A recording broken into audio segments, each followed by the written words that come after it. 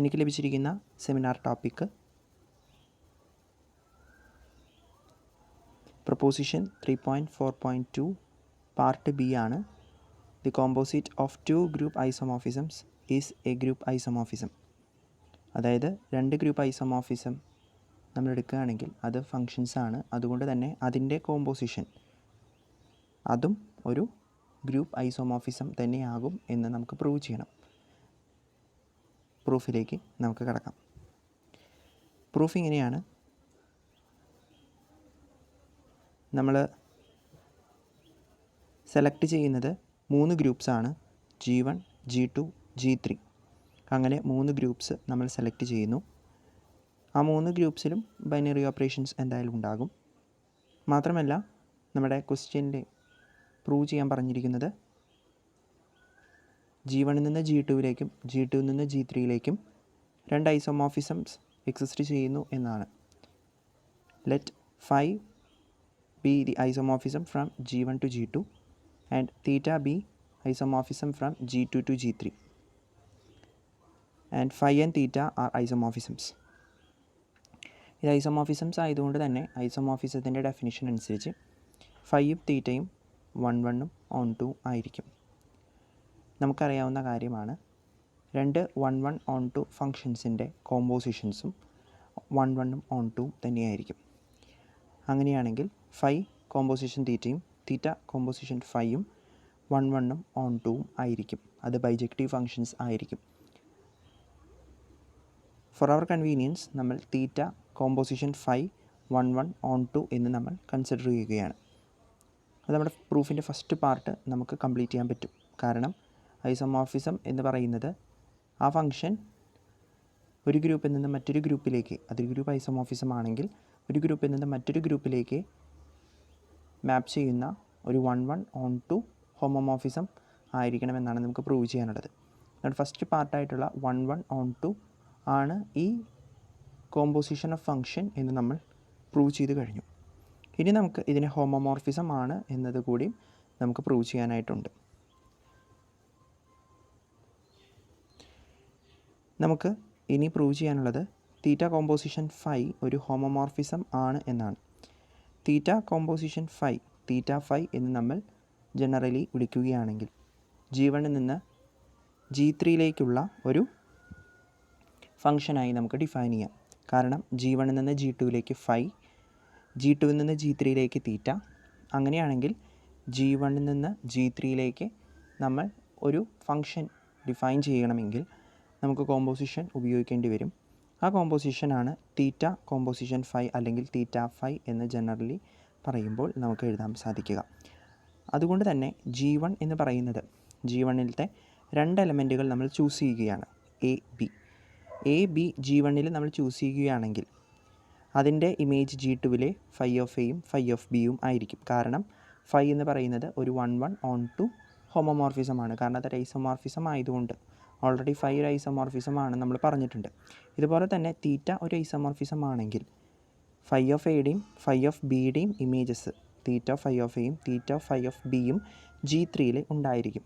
കാരണം തീറ്റയും ഐസോമോർഫിസമാണ്, 1, 1, 2 ആണ്, ഹോമോമോർഫിസവുമാണ്. ഇത് യൂസ് ചെയ്തിട്ടാണ് നമുക്ക് അടുത്തത് പ്രൂവ് ചെയ്യാനായിട്ടുള്ളത്. നമുക്ക് പ്രൂവ് ചെയ്യേണ്ടത് theta phi of A b equal to theta phi of a into theta phi of b into അല്ല തേർഡ് ഗ്രൂപ്പിലുള്ള ഓപ്പറേഷൻ. അപ്പോൾ theta phi of A b നമ്മൾ ചൂസ് ചെയ്യുന്നത് theta phi of A star 1 b. Star 1 ആണ് G1ലത്തെ operation എങ്കിൽ നമുക്ക് theta phi of A star 1 b എന്ന് നമുക്ക് വിളിക്കാം. ഇത് ജനറലായിട്ട് സ്പീക്ക് ചെയ്യുമ്പോൾ നമുക്ക് theta phi of A B എന്ന് വിളിച്ചാൽ മതി. ദാറ്റ് ഈസ് ഈക്വൽ ടു നമുക്ക് കോമ്പോസിഷൻ്റെ റൂൾ അല്ലെങ്കിൽ ഡെഫിനിഷൻ അനുസരിച്ചിട്ട് നമുക്ക് ഇതിനെ theta of phi of A B എന്ന് വിളിക്കാം. Theta of phi of A B എന്ന് വിളിക്കാം. മാത്രമല്ല theta of phi of A ബിനെ നമുക്ക് phi of A star two phi of B എന്ന് എഴുതാം. കാരണം നമുക്കറിയാം ഫൈ എന്ന് പറയുന്നത് മറ്റൊരു ഐസോമോർഫിസമാണ്, ഹോമോമോർഫിസം ആയിരിക്കും. അതുകൊണ്ട് തന്നെ അപ്പോൾ ഫൈ എന്ന് പറയുന്നത് ഒരു ഐസോമോർഫിസവുമാണ്, ഹോമോമോർഫിസവും ആയതുകൊണ്ട് തന്നെ തീറ്റ of phi of A star two phi of B. Star to എന്ന് പറയുന്നത് G2-ൻ്റെ ഓപ്പറേഷനാണ്, ബൈനറി ഓപ്പറേഷനാണ്. അതുകൊണ്ട് തന്നെ നമുക്ക് വീണ്ടും theta of phi of A star two phi of B, നമുക്ക് ജനറലായിട്ട് theta of phi of A phi of B എന്ന് എഴുതുന്നു. വീണ്ടും തീറ്റ എന്ന് പറയുന്നത് മറ്റൊരു ഐസോമോർഫിസമാണ്. G2-ൽ നിന്ന് G3-യിലേക്കുള്ള ഒരു ഐസോമോർഫിസമാണ് തീറ്റ. അതുകൊണ്ട് തന്നെ നമുക്ക് തീറ്റ of phi of A star 3 theta of phi of B എന്ന് അതിന് എഴുതാനായിട്ട് സാധിക്കും. കാരണം തീറ്റ ഐസോമോർഫിസമാണ്. ഐസോമോർഫിസം ആകുമ്പോൾ അത് ഹോമോമോർഫിസവുമാകും. സോ ഹോമോമോർഫിസത്തിൻ്റെ അല്ലെങ്കിൽ ഐസോമോർഫിസത്തിൻ്റെ ഹോമോമോർഫിസത്തിലെ ഡെഫിനിഷൻ നമ്മളിവിടെ അപ്ലൈ ചെയ്യുമ്പോൾ നമുക്ക് theta phi of A star 1 ബിനെ theta phi A star 3 theta phi B എന്നെഴുതാം. അതാണ് നമ്മൾ ഇവിടെ പ്രൂവ് ചെയ്തിരിക്കുന്നത്. Finally we have arrived at a conclusion that theta phi of AB equal to theta phi of A into theta phi of B into അല്ല third ഗ്രൂപ്പിലുള്ള operation.